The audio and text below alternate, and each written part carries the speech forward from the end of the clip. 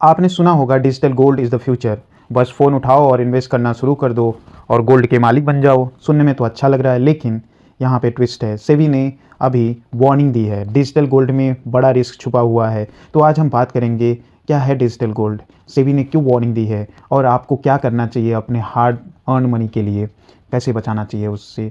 नमस्कार दोस्तों, स्वागत है आपका एस्पिरेंट में तो चैनल निश्रा। आज हम बात करेंगे डिजिटल गोल्ड के बारे में। देखो, इंडिया में गोल्ड सिर्फ ज्वेलरी नहीं, इमोशन है। शादी, फेस्टिवल, सेविंग, हर जगह गोल्ड ही गोल्ड है। और अब जब सब कुछ ऑनलाइन हो गया है, लोगों ने गोल्ड भी डिजिटल खरीदना शुरू कर दिया है।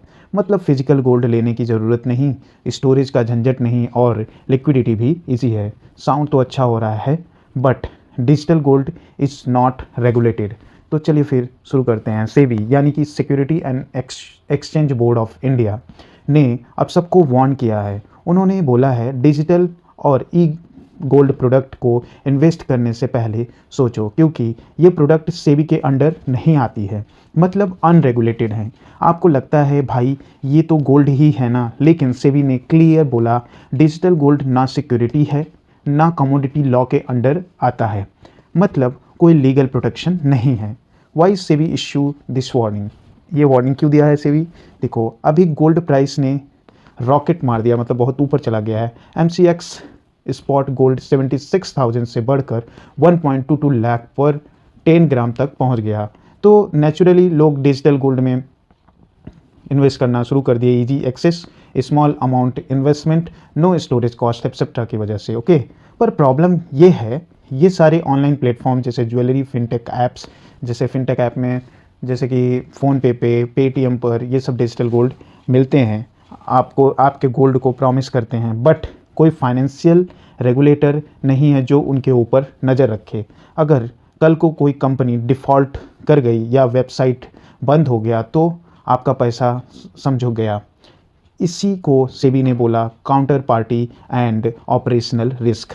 Y digital gold is risky? सोचो, आप डिजिटल गोल्ड खरीद रहे हो, लेकिन अगर वो कंपनी के पास एक्चुअल गोल्ड स्टॉक ही नहीं है, वो आपका डेटा मिसयूज़ कर ले या फिर किसी फ्रॉड के चक्कर में गोल्ड ही ट्रांसफ़र ना करे, ऐसे केस में आपके पास कोई लीगल रिकोर्स नहीं होता, क्योंकि ये सेबी के अंडर नहीं है।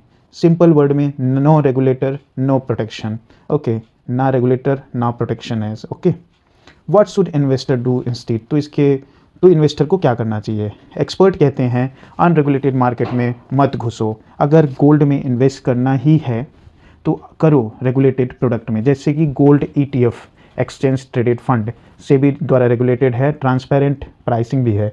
Sovereign gold bond, okay, sovereign gold bonds जो है गवर्नमेंट बैक्ड, सेफ और इंटरेस्ट भी मिलता है इस पर।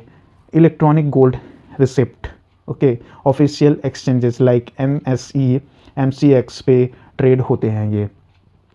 इन सब में रिस्क मैनेजमेंट फ्रेमवर्क होता है, क्लियरिंग गारंटी होती है और सब कुछ लीगल है, मतलब पैसा safe, tension zero. Okay, interesting fact अगर देखें तो क्या आपको पता है डिजिटल गोल्ड के लिए आपको डीमेट अकाउंट की भी ज़रूरत नहीं है, इसीलिए too easy to access okay लगता है, और वहीं सबसे बड़ा रिस्क भी है।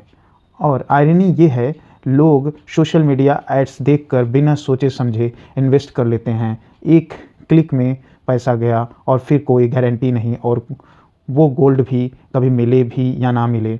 ओके, तो दोस्तों, अगर आप भी डिजिटल गोल्ड का क्रेज़ में हो, एक बार सोच लो, इजी इन्वेस्टमेंट के चक्कर में कहीं लॉस इन्वेस्टमेंट ना बन जाए। तो अपना पैसा उन जगहों पर लगाओ जहां रेगुलेटर और प्रोटेक्शन दोनों हो, जैसे गोल्ड ETF, SGBs या EGRs, ये सेफ ऑप्शन है। अगर आपको ये वीडियो हेल्पफुल लगा हो तो लाइक शेयर सब्सक्राइब जरूर करें। मिलते हैं नेक्स्ट वीडियो में। जय हिंद।